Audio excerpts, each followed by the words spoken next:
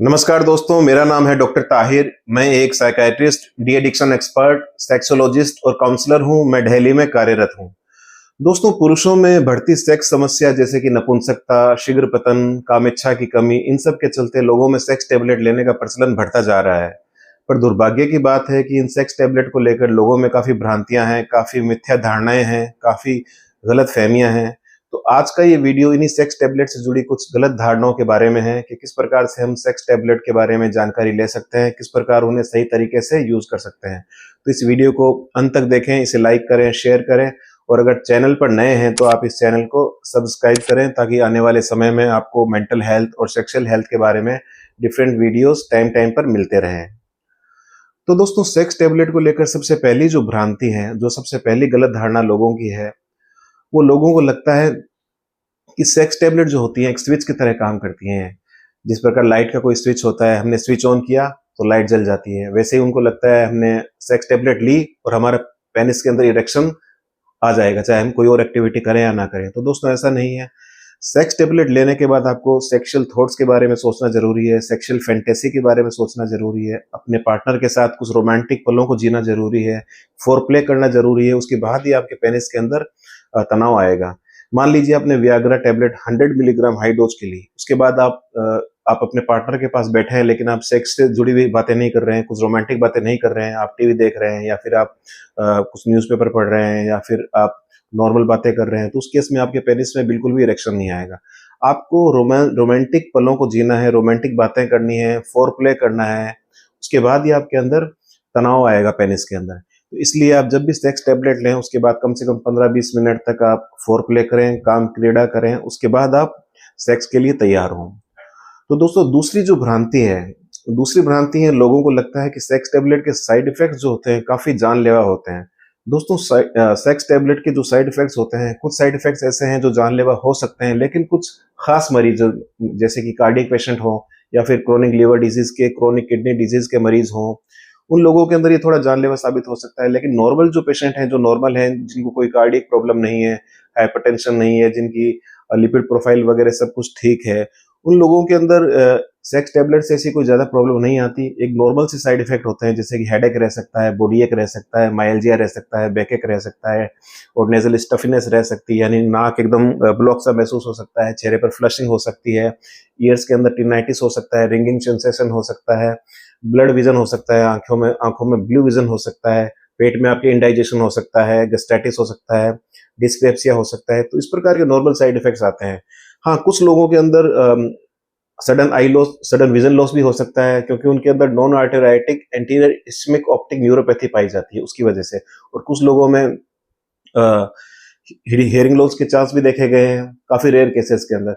और कुछ लोगों के अंदर इसके अंदर एक्टिव स्किन रिएक्शंस देखी गई हैं, जैसे कि एलर्जिक रिएक्शंस स्किन में होती है, रैशेस डेवलप हो जाते हैं, स्वेलिंग डेवलप हो जाती है, अचानक से बहुत ज्यादा इचिंग आने लगती है। तो ये कुछ रेयर केसेस के अंदर पाई जा सकती हैं, सभी में नहीं। अब दोस्तों, जो उसके बाद अगला साइड इफेक्ट, अगला जो भ्रांति है सेक्स टैबलेट से जुड़ी, वो लोगों की ये है कि लोगों को लगता है कि जो सेक्स टैबलेट होती है इनकी एक डिपेंडेंस डेवलप हो जाती है। एक बार आप इनको लेना शुरू कर देते हो तो फिर आपको हमेशा जिंदगी भर लेनी पड़ती है। तो दोस्तों, ऐसा नहीं है। अगर आप शारीरिक रूप से फिट है, मानसिक रूप से फिट है और मान लीजिए आप अपने पार्टनर के साथ अच्छे से सेक्स करते हैं और किसी दिन आपने सेक्स टैबलेट लेकर सेक्स किया, तो डेफिनेटली आप सेक्स टैबलेट लेने के बाद ज्यादा अच्छे से सेक्स कर पाएंगे। लेकिन आप उसकी अगली बार जब भी आप सेक्स टैबलेट को छोड़ते हैं और नॉर्मल सेक्स करते हैं और अगर आप फिजिकली फिट हैं तो आप अच्छे से फिर सेक्स कर सकते हैं। इसकी कोई डिपेंडेंस नहीं होती।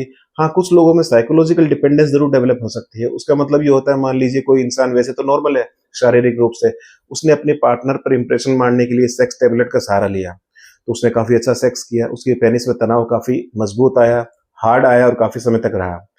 तो नेक्स्ट टाइम जब वो व्यक्ति जाता है अपने पार्टनर के पास, तो उसको लगता है कि लास्ट टाइम तो मैंने अच्छा सेक्स किया था टैबलेट लेने के बाद, तो इस बार क्या वैसा होगा? तो ये परफॉर्मेंस एंजाइटी जो उसके अंदर डेवलप हो जाती है, ये बड़ी डेंजरस होती है। तो हर बार जब भी वो पत्नी के पास जाता है या पार्टनर के पास जाता है, उसे लगता है लास्ट टाइम तो मैंने अच्छा इंप्रेस कर दिया था, अब इस बार होगा या नहीं होगा, इससे अच्छा है मैं टैबलेट ले लूं। यूं करके हर बार वो टैबलेट ले लेता है, तो एक ऐसा समय आता है कि बिना टैबलेट के उसके पेनिस के अंदर तनाव ही नहीं आता है। तो इसे हम बोलते हैं साइकोलॉजिकल डिपेंडेंस, जबकि उसकी शारीरिक रूप से वो एकदम ठीक होता है। अब दोस्तों, उसके बाद जो अगला इसका इसकी अगली गलतफ़हमी जो मानी गई है या भ्रांति जो लोगों में काफ़ी ज़्यादा प्रेवलेंट है, वो लोगों को लगता है कि सेक्स टैबलेट जो है, सेक्स से जुड़ी हुई सारी बीमारियों को ठीक करती है। जैसे कि नपुंसकता को करती है, शीघ्र पतन को करती है, काम इच्छा की कमी हो, मतलब सेक्स का मन आपका ना करता हो, उसके लिए भी इफ़ेक्टिव है। तो दोस्तों ऐसा नहीं है। सेक्स टैबलेट एक्चुअल में क्या होती है, ये फॉस्फोडाइएस्टेरेस 5 इन्हिबिटर है।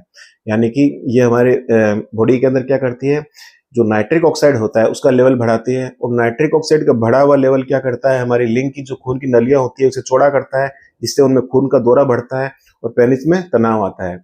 इसलिए ये टेबलेट सिर्फ और सिर्फ आपकी नपुंसकता की प्रॉब्लम, जैसे कि हम इरेक्टाइल डिसफंक्शन बोलते हैं, उसे ठीक करती है।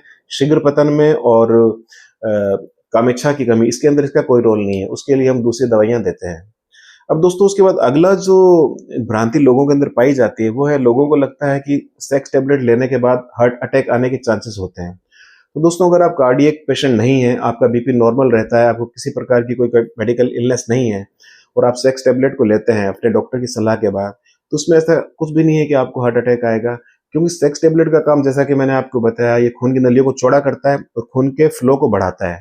जबकि हार्ट अटैक के जो पेशेंट होते हैं उनके अंदर तो खून की नलियां संकुचित हो जाती है, कॉन्स्ट्रिक्टेड हो जाती हैं और ब्लड फ्लो कम हो जाता है। तो एकदम उल्टा काम है। इसलिए सिर्फ सेक्स टेबलेट लेने के बाद हार्ट अटैक आ जाए, तो ये टोटल एक भ्रांति है। हाँ, अगर कोई कार्डियक पेशेंट है जिसके अंदर एक्टिव इस्चीमिया पाई जाती है, अनस्टेबल एंजाइना है, बार बार रेस्टिंग चेस्ट पेन होता है, थोड़ा सा 2 कदम चलने पर सांस फूलता है, उसके अंदर थोड़ी जानलेवा हो सकती है, या कोई व्यक्ति है जो नाइट्रेट ग्रुप की दवाइयां ले रहा है, कोई हार्ट पेशेंट जो कि नाइट्रेट ग्रुप की दवाइयां जैसे कि नाइट्रोग्लिसरीन, नाइट्रोकॉन्टिन, सोर्बिट्रेट जो जीभ के नीचे रखने की गोली होती है, तो इनके अंदर स्ट्रिक्टली कॉन्ट्राइंडिकेटेड होती है। मतलब ये सेक्स की दवाइयां नहीं दी जाती, क्योंकि इन दोनों दवाइयों का काम क्या है, बीपी को कम करना। सेक्स की दवाइयां भी बीपी को कम करती हैं, और जो नाइट्रेट ग्रुप की दवाइयां भी बीपी को कम करती हैं। तो आपका सडन सीवियर हाइपोटेंशन हो सकता है, आप कोलैप्स में जा सकते हो। इसलिए दोस्तों अगर अगर आप कार्डियक पेशेंट हो, आपका बीपी बहुत ज्यादा कम रहता हो या बहुत ज्यादा हाई रहता हो, आपके अंदर रिसेंट हार्ट अटैक की हिस्ट्री हो, रिसेंट स्ट्रोक की हिस्ट्री हो, recent persistent life threatening arrhythmia की हिस्ट्री हो, आपको हार्ट फेलियर के सिम्टम्स आ रहे हो, तो इस प्रकार के अगर मरीज हो, तो उस केस के अंदर आपको ये हार्ट की दवाइयां थोड़ी जानलेवा साबित हो सकती हैं। लेकिन नॉर्मल लोगों के अंदर इसका ऐसा कोई संबंध नहीं है कि आपने टेबलेट ले ली तो आपको हार्ट अटैक आ जाएगा। तो दोस्तों ये थी कुछ भ्रांतियां सेक्स टैबलेट से जुड़ी, जो उम्मीद करता हूं आपको अच्छे से समझ आई होगी, और आप अगली बार से सेक्स टैबलेट को ज्यादा अवेयरनेस के साथ यूज कर सकेंगे और फायदा उठा सकेंगे। फिर भी दोस्तों आप सबसे एक रिक्वेस्ट रहेगी कि सेक्स टैबलेट को आप जब भी यूज करें, अपने मन के आधार पर या किसी केमिस्ट की बातों पर आकर यूज ना करें। आप किसी क्वालिफाइड डॉक्टर से मिले हैं और उसकी सलाह के अनुसार सेक्स टैबलेट को यूज करें, उसकी सलाह के अनुसार सेक्स टैबलेट की डोज को चुनें।